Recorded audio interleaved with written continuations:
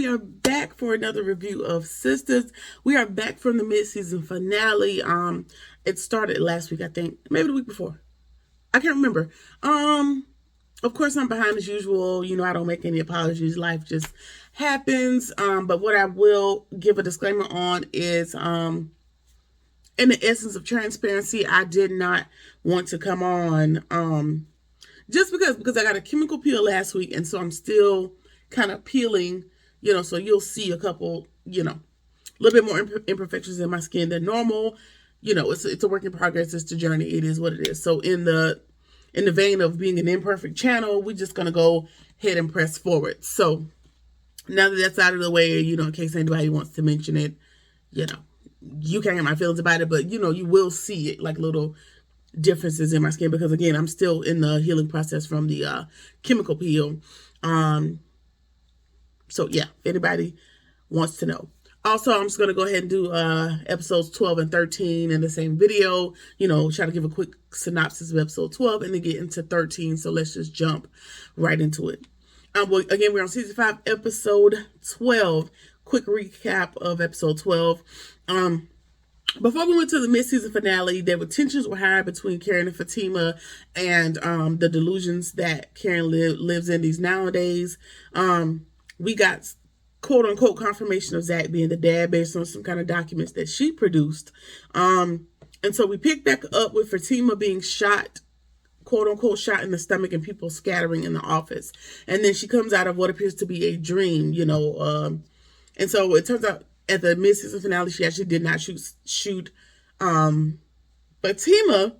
It was just a jump scare. It was just a vision, not really a vision, but a dream that she was in, and it turns out she really didn't do it. They're still going back and forth, just exchanging words.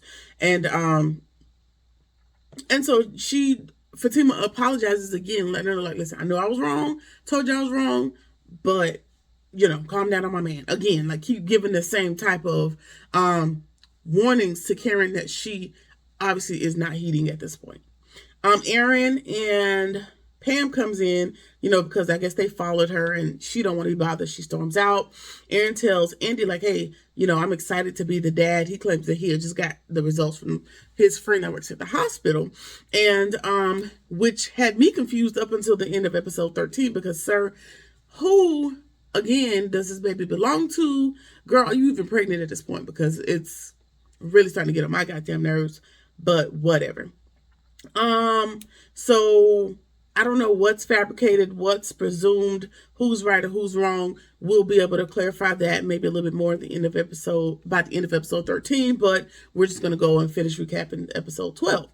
So Marty talks to the prosecutor, trying to turn himself in, and they're not buying the story. Like, he doesn't know the people. He has no pertinent information that would support his claims that, he's the mastermind, and him and Q did this bank heist themselves. And so, the prosecutor, so the investigator is the black guy, and we're presuming the white guy to be the prosecutor, the one who's going to go full force, and he's not buying it. We already know the investigator, what do you call him? The black cop. He wants to pursue it, not because he really believes in his heart that Sabrina is guilty, but he needs a conviction because he's out for promotion. And, this ain't nothing new as far as the justice system is concerned. He just wants a name. He just wants the case wrapped up.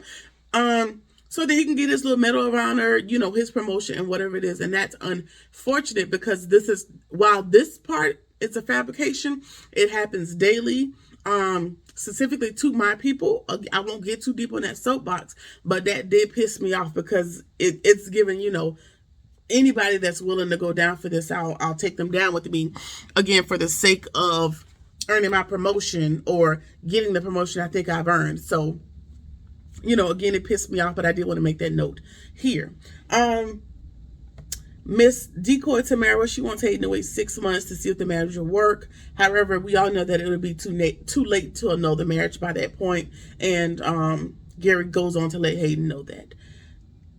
Gary is questioning Andy about her dating apps and tell her she needs to start paying attention to who's on there, because everybody who's not on there is not good for her. And he's just giving her a warning that she needs to heed, which is giving you're gonna set that girl up to prove that dating apps are not for her, to further your reach as far as controlling how her life goes, which will further piss me off this season. So yep. Fatima points out something weird about the test results, and what she points out is the fact that it does not explicitly state that Zach is the dad. What it does do is it eliminates Aaron. And so that tells me whatever Aaron read is either incomplete or false, or what Karen produced is fabricated. We already know her to have fabricated in the past, so it's not far-fetched. Fatima points that fact out, like, okay, yeah, it eliminates Aaron, but that does not point to Zach. And we can go with the process of elimination, but girl, I know I saw at least one other person that was not Zach that you had been talking to in these seasons, so not really a foolproof method, but whatever. I'm sure it'll develop and we'll get there through the rest of the season. And Andy, she can barely compose herself when she hears that information, and goes on to tell her what she heard goes on to tell Fatima what she heard about Aaron, which this is just a recap, but I got to add this because I didn't do my video last week.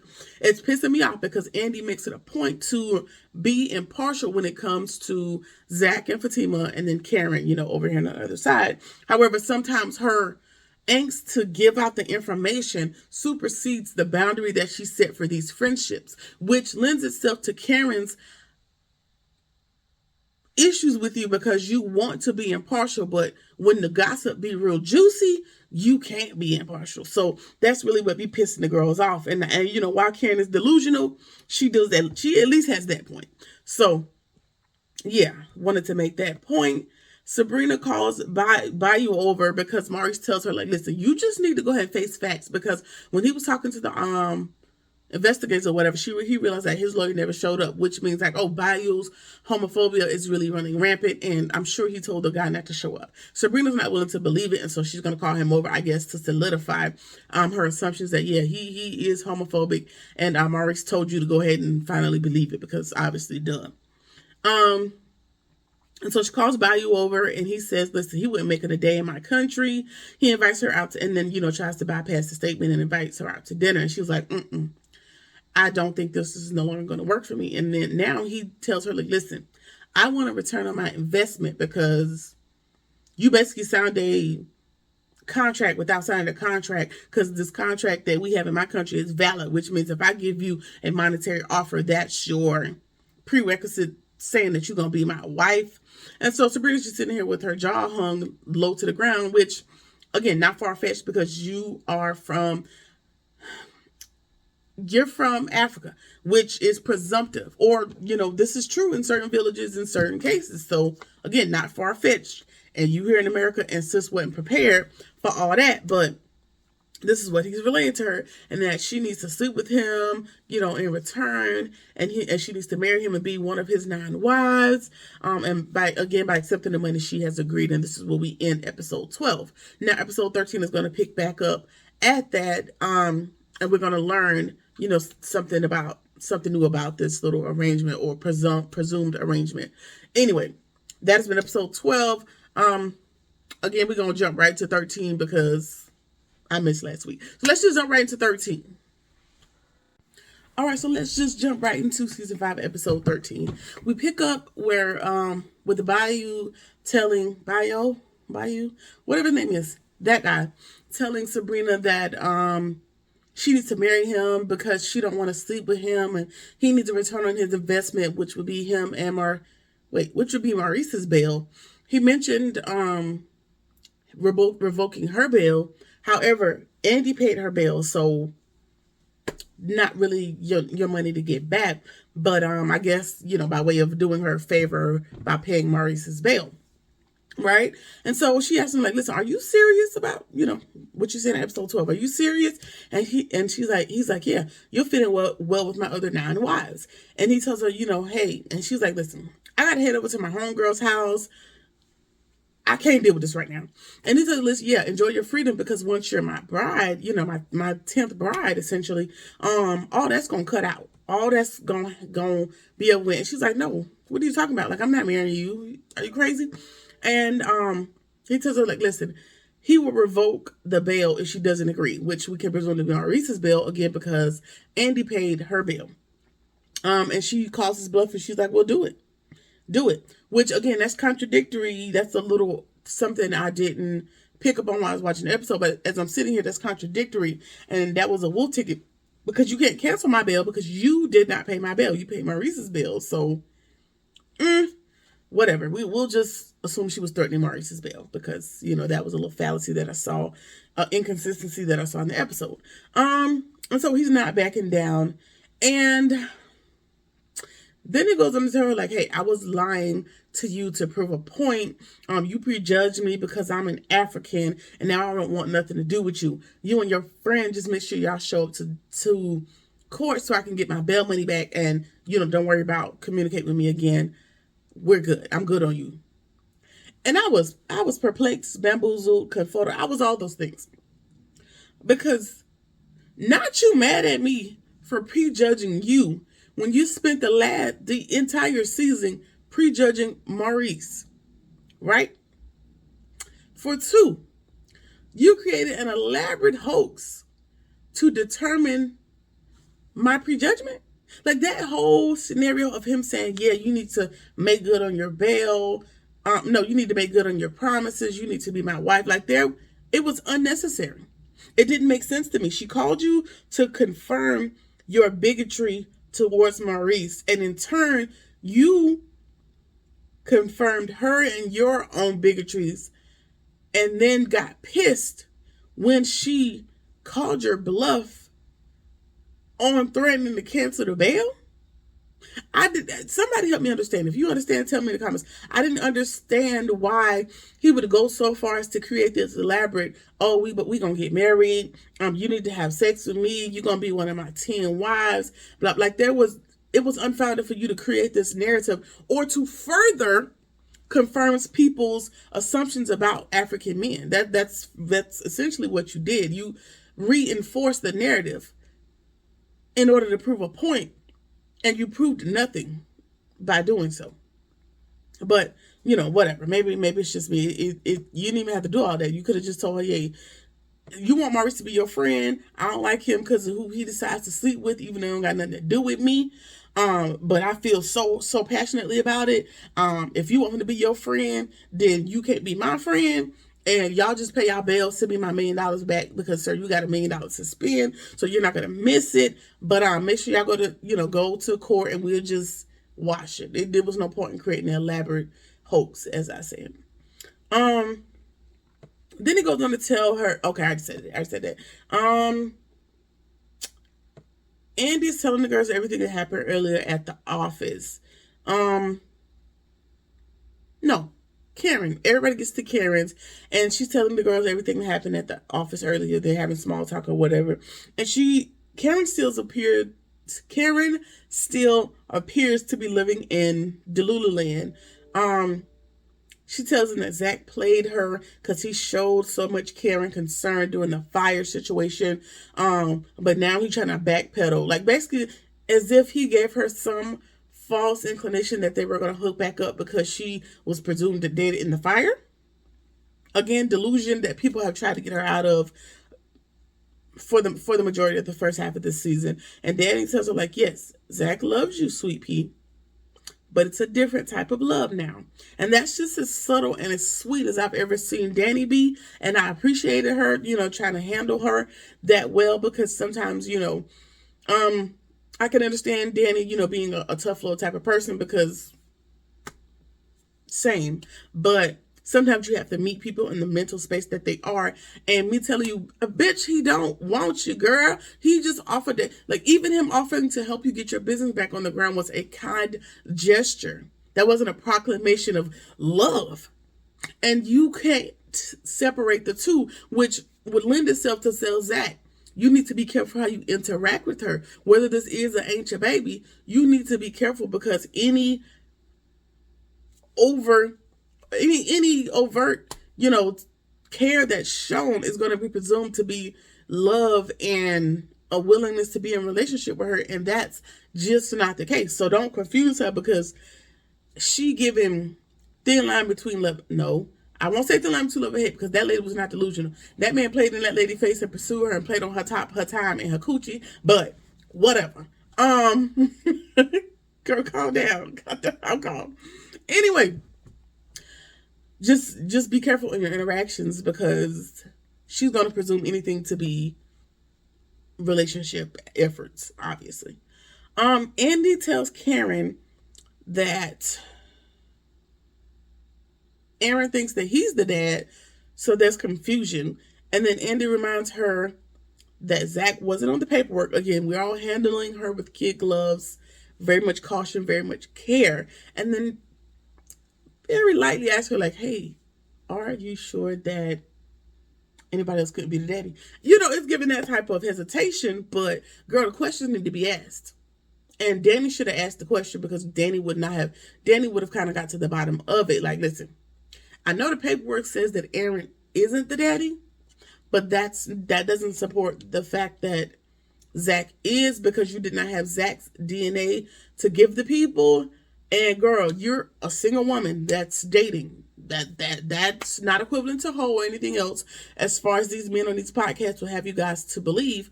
But you're dating and you're a sexually active adult. So could there be anybody else? Which the question is mute anyway, because you're already knocked up, girl. If you want to know who the daddy is, that's your business to figure out.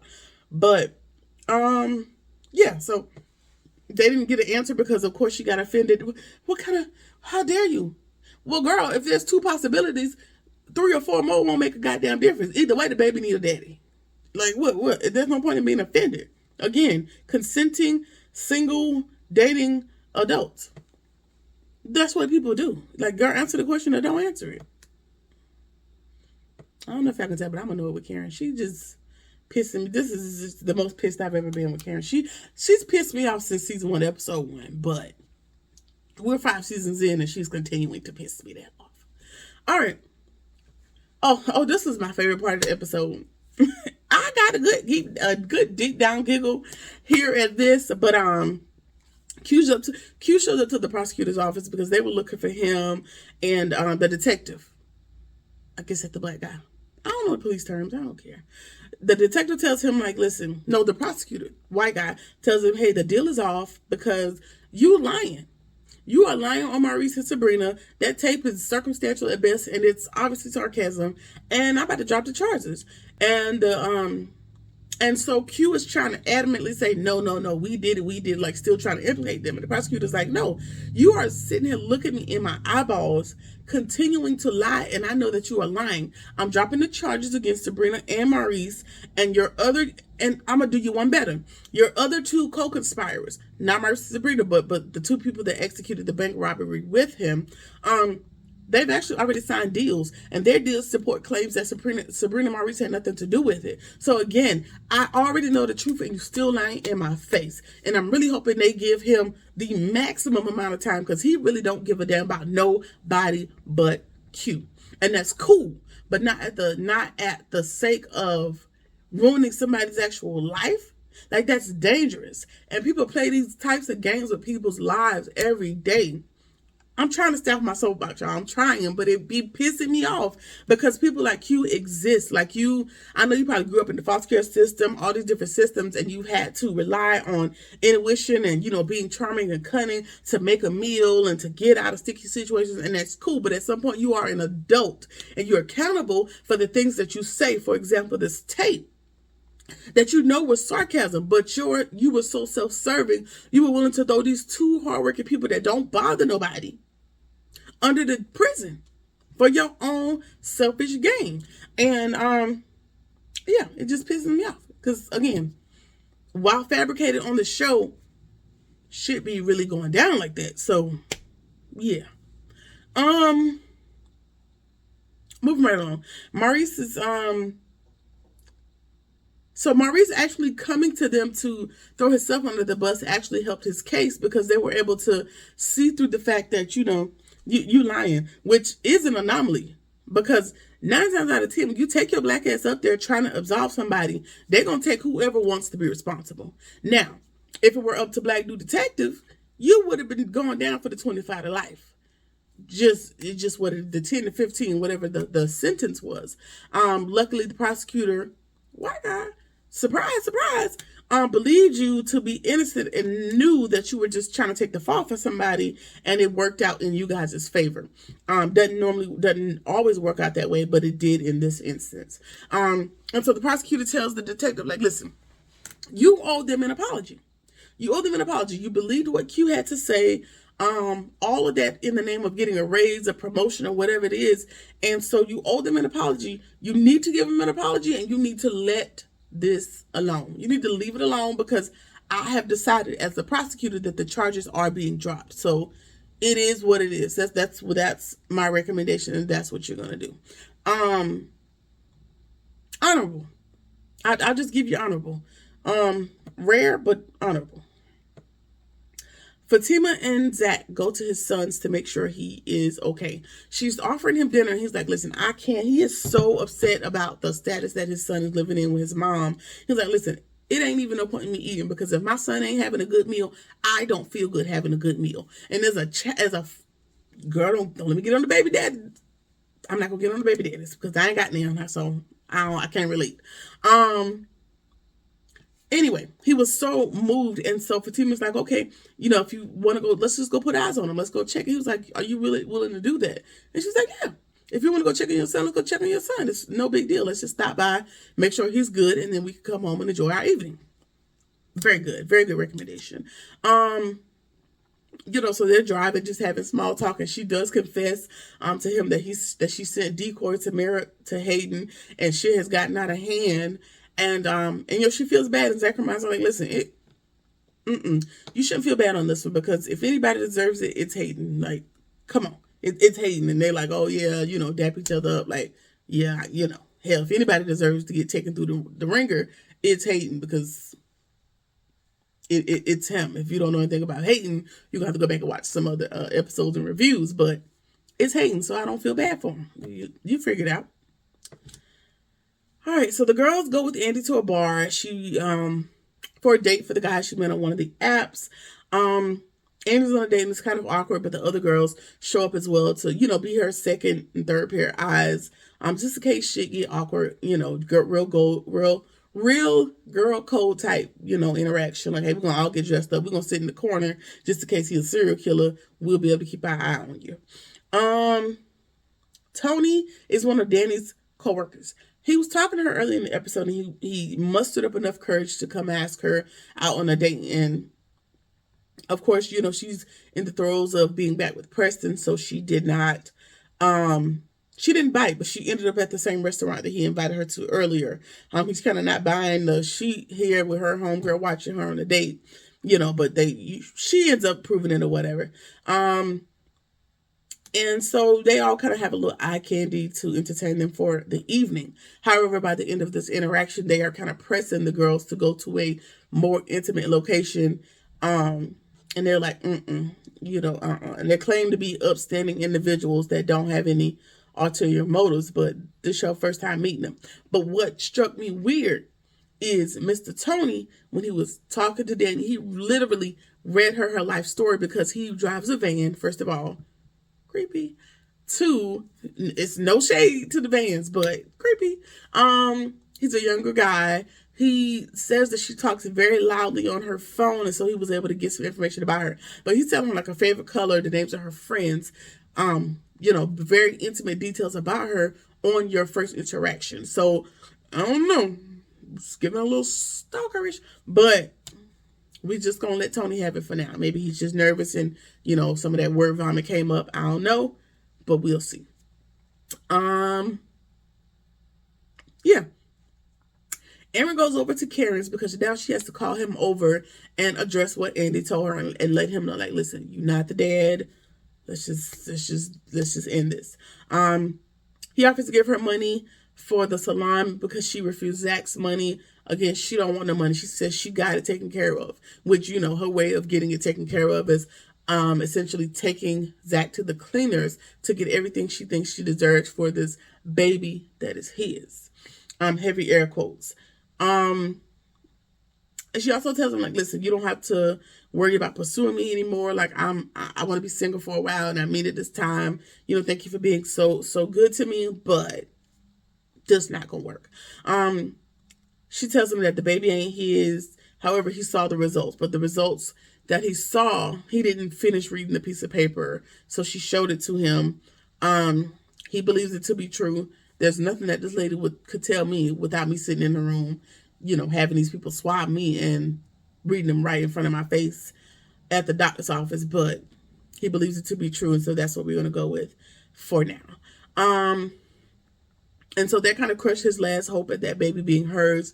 But he does tell her, I'm always a phone call away. I'm always going to be here for you, and sulks away, unfortunately. Now, my hope is that this ain't the end as it relates to Aaron and Karen, because there's something to that lady showing up to the shop and him trying to portray her as a crazy ex, because you got a lot of crazy exes at this point. Not limited to your ex-wife that decided to unalive herself at the same place. So, just saying. Yeah, so we're gonna round out the episode. Zach's baby mama, Heather's neighbor meets them outside. She was like, hey, y'all here to, I know you the baby daddy or whatever. You here to check on the baby? And Zach is like, yeah, where is it? And she's like, he's up there, but that deadbeat boyfriend is up there as well. I've called CPS, multiple times. I've called them recently, and they said they're going to have somebody come out tomorrow. And so they're talking, and they hear the son screaming, and she's like, oh, there he go. He's whooping that child again. And so Zach walks to the door. The man, opening the door with real aggression, like, who is you, little punk? Whatever, talking cash money shit, right? And so he's trying to walk away. And then the man slams the door in his face and commences to hitting this man's child again with him in earshot of the door. And he decides to go ahead and kick the door in and beating his ass. And I was cheering, because not you finna whip my child where I can hear you, where I can see you, and I know that you've already been mistreating him. Absolutely not. If it's 25 to life, it's 25 to life. It is what it is. But yeah, he kicks the door and then he commences to beating the dude up, and we're going to presume he's going to take his son with him. And now we just got to fight this whole battle. The only thing, I can't say that I wish he hadn't whooped dude's ass, but if CPS was coming tomorrow, I don't know, holding off might have fared better for the case. Or maybe not. Maybe it wouldn't have made any difference at all. Sorry, I had to cut. I was choking. Or maybe it wouldn't have made a difference, because if you're watching the Zatima series, you would know that the same neighbor has said that she's called CPS quite a few times. And the lawyer says he doesn't see any CPS reports. So I don't know if waiting on CPS would have worked. So I just feel like maybe he's made the best decision he could possibly make at this point. Now, maybe it's an extra con, maybe beating him up could have been left out. But again, I can't say, like, you are literally whipping this child so bad that we can hear the kids screaming, which we heard the kids screaming on the second or third floor, wherever they live in their apartment. And then I hear him outside the door. So this is your second instance. So it's lending itself to the fact that my child is in imminent danger. So I'm going to go ahead and remove my child. And y'all do what y'all do with the charges. If y'all want to drop him, if y'all want to upkeep him. The only thing about upkeeping him is you're seeking full-time custody, so that can hurt your case. I don't know. Because I don't even got no kids, but you can't, there's nothing in my body would let me leave a child in active danger. It just ain't in my spirit. Some people are a little bit more passive. Some people have other ways of going about doing it. But me, she, her, it's just not gonna happen. And there's a couple people you can ask about. It's not gonna happen. So, yeah. So yeah, we'll see what happens on the next episode. I'm getting back into the group of reviews, so I haven't done any projections. I don't even think I took any notes for what I saw previous for the next episode. I am here. I'm back. I cannot remember your name. I'm sorry. I was going to shout you out. To my subscriber that was looking for me, I'm sorry. Please forgive me. But I'm back. I'm back. It wasn't even intentional this time. I just forgot that the doggone show was back on. I haven't seen a lot of promo for it. Let me know if y'all have. But yeah, that's about it. I've also decided I need to go and start putting the videos out, but gonna be doing a little bit more content type stuff because, like with this series and a lot of the Tyler Perry series is that a word? I don't know, shows. They're on hiatus at the same time. And so that's why sometimes I get a big lapse in content, and everything that I normally watch is not on, so there's nothing to review. So I am going to get into more of, I don't really know what to call it. I guess it's like hauls, because I don't go nowhere. I don't got no churn. Like, I just be sitting in the house. But I do a whole lot of online shopping. And so I'm going to get into kind of showing you guys what I am buying. Whether it's a replica, inspired by Amazon hauls, just different things like that. Black owned brands. Different contents. Because like I said, I buy a whole lot of crap. And so it'd be nice to kind of showcase, in case you're in the market for a lot of the same things that I'm looking for. It's going to be a little bit different than the reviews. Now, I don't know about the outfits, because the body is giving pandemic. The COVID wave is here. So I don't know. Y'all like to chew the girls up, and I will bite you back. So I don't know. This is getting long-winded. But thanks for being here, guys. If y'all made it to the end, put some purple hearts in the comments. Either way, like I said, I'm going to start rolling out the haul type videos, the shopping videos. I don't know what the name is going to be. I want to name it something other than just hauls. Maybe what the hell are you buying, because a box is always at the door. Delivery person probably knows me by name at this point. But yeah, so I have a black-owned purse company that I'm going to be putting out. Going to be, putting out the intro. Going to do a DVD and tour. And you'll see what's going on back here in the studio / DVD and whatever you want to call it. A couple Amazon pieces coming up. A lot of fragrances. Really on fragrances right now. So a couple brands coming for that. I need to figure out how I'm going to roll that stuff out, because again, stuff comes here so often. I don't know if I want to do weekly. This is running long. Anyway, thank y'all for being here. Like, comment, share, subscribe, or whatever it is that you feel like doing. And I'll see you on the next one. Peace.